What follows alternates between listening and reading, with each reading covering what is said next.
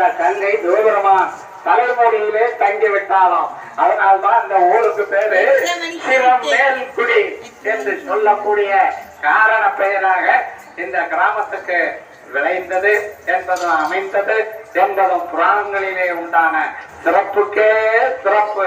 பக்த ஒளிமை என்பர்களே, இதனை இந்த கும்பாபிஷேகத்தை நாம் எல்லாம் பார்த்துட்டு போகும்போது என்ன திருமேல்குடி திருமேல்குடி என்று சொல்றாங்களே, அது என்னன்னு கேட்டீங்கன்னா அந்த இறைவன் ஈசன் தலையிலே அந்த ஜடாமுடியிலே தங்கி இருப்பவள் தான் அந்த கங்கை புண்ணிய தீர்த்தம்.